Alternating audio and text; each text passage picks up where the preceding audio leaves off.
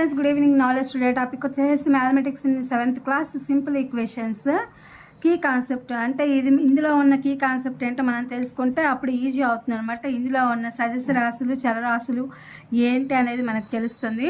అందుకని చెప్పి ముందు నేను ఏ సబ్జెక్ట్ చెప్పిన కీ కాన్సెప్ట్ అనేది నేను చెప్తూ ఉంటాను. Let's start the topic. A variable takes on different numerical values. Its values is not fixed.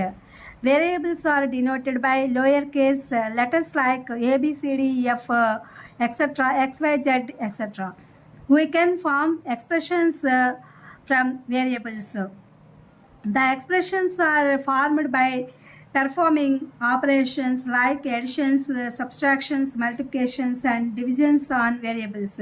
Examples: 14x minus 5, the variable is x. 7p minus 9 by 2, the variable is p. abc plus 1, the variable is abc. The value of the expressions depends upon the given value of the variable. Examples: find the value of 7x plus 1, 8x is equal to 1. Solution: 7x plus 1, x is equal to 1.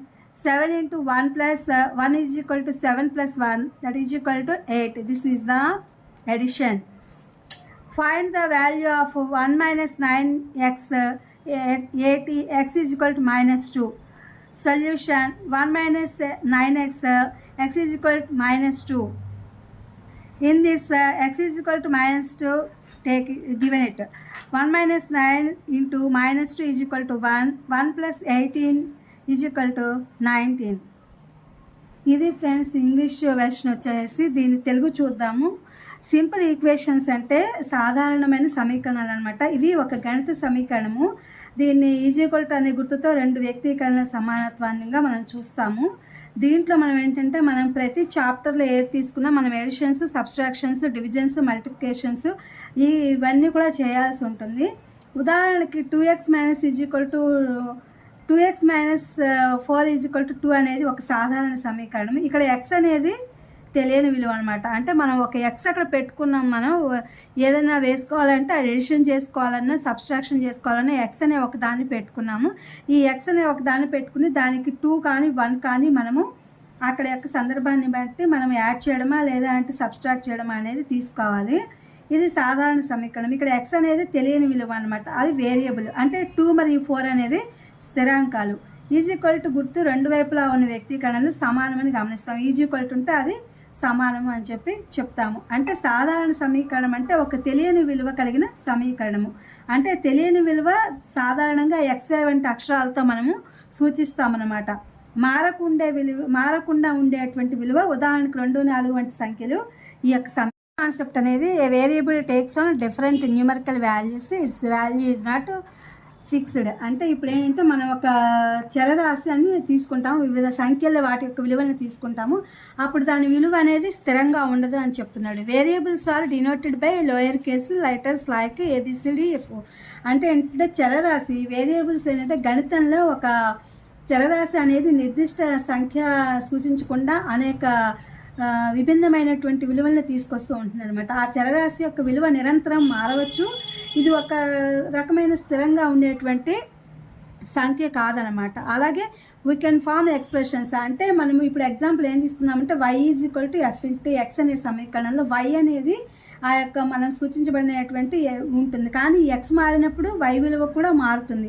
ఇప్పుడు మనం ఏవైతే తీసుకున్నామో ఈ XY అనేది ఒకటి మారినప్పుడు ఇంకోటి కూడా మారుతుంది. కాబట్టి ఇక్కడ y విలువ అనేది స్థిరంగా ఉండదు. లేదా అంటే x తీసుకున్నామంటే x విలువ అనేది స్థిరంగా ఉండదు.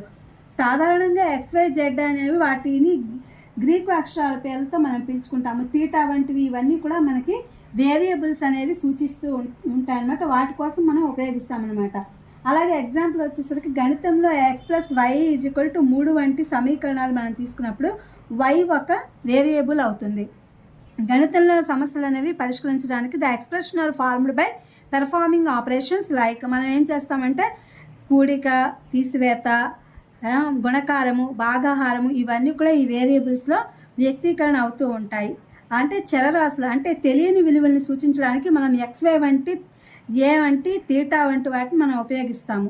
స్థిర రాశులు అనేసరికి సంఖ్యలను ఉపయోగిస్తాము. అంటే మనకు తెలిసినటువంటి సంఖ్యలు 4 అని, 2 అని, 5 అని, 10 అని, 100 అని, ఇవన్నీ కూడా స్థిర రాశులు అనమాట. అంటే ఇవి ఆ సంఖ్యలు అనమాట, స్థిర సంఖ్యలు. ఆ సంఖ్యలతో మనము ఈ యొక్క లెక్కలు అనేవి చేస్తూ ఉంటాము. మనం అప్పుడు ఆ ఎక్స్ తీసుకున్నప్పుడు దానికి తగ్గట్టుగా మనం 2 అయితే 2, 1 అయితే 1, అక్కడ ఏదైతే ఫైండ్ వాల్యూ ఉందో దాన్ని మనం తీసుకోవచ్చు అనమాట. ఈ యొక్క చేసినప్పుడు ఈ వేరియబుల్స్లో ఏంటంటే సబ్స్ట్రాక్షను, ఎడిషను, మల్టిప్లికేషను, డివిజన్ ఇవన్నీ కూడా ఉంటాయి. ఎగ్జాంపుల్ వచ్చేసరికి ఇప్పుడు ఏంటంటే 14x - 5 the variable is X. దీనికి వేరియబుల్ ఏంటంటే X. 7p - 9/2 the variable is p అనమాట. ఇక్కడ p వస్తుంది. అంటే ఇది 7 రెట్లు అనేది అది పెరిగింది అనమాట ఇక్కడ వేరియబుల్స్ అనేది. తర్వాత ABC+1 the variable is are A B C. ఇక్కడ వేరియబుల్ ఏబిసి అనేది వస్తుంది. ద వాల్యూ ఆఫ్ ద, ఇక్కడ ఏమైందంటే స్థిర రాశులు, the value of the expression depends upon.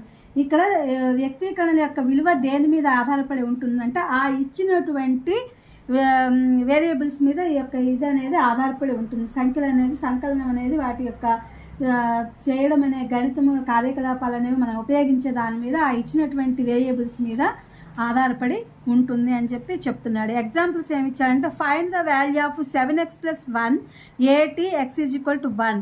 ఇది వాడిచ్చినటువంటి మనకి ప్రాబ్లం. దీన్ని ఎలా సాల్వ్ చేయాలంటే 7x + 1, అప్పుడు ఇక్కడ x = 1గా తీసుకున్నాం మనము. x = 1గా తీసుకున్నప్పుడు 7 × 1, ఇక్కడ మళ్ళీ ఇంటూ చేసి 1 + 1 = 7. అప్పుడు ఇక్కడ మళ్ళీ ఎడిషన్ చేసాము.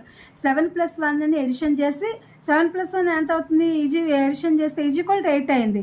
ఇక్కడ find the value of 1 - 9x 8x = -2. ఇక్కడ మనము సబ్స్ట్రాక్ట్ చేసాము. ఇక్కడ plus into minus, minus into plus ఇలాంటివి మనము బేసిక్స్ అనేవి నేర్చుకుని ఉన్నాం కాబట్టి ఇక్కడ ఇలాంటి దాన్ని ఉపయోగించారనమాట. ఇక్కడ సాల్వేషన్ ఎక్కడ వచ్చిందంటే 1 - x. ఇక్కడ మనము ఈ 1 - xని ఇక్కడ పెట్టాము. ఇక్కడ పెట్టిన తర్వాత ఈ యొక్క ఎక్స్ని చూసారా, ఈ ఎక్స్ని తీసుకున్నాం కదా, ఈ ఎక్స్ని -2గా ఇక్కడ మనం దింపుకున్నాం అనమాట. ఈ -2గా దింపుకుని 1 - 9 ఇంటూ -2 పెట్టాము. ఇక్కడ తీసుకున్నటువంటి దాన్ని మళ్ళీ ఇక్కడ ఇంటూగా చేసి దీన్ని ఇక్కడ పెట్టుకున్నాము. =1.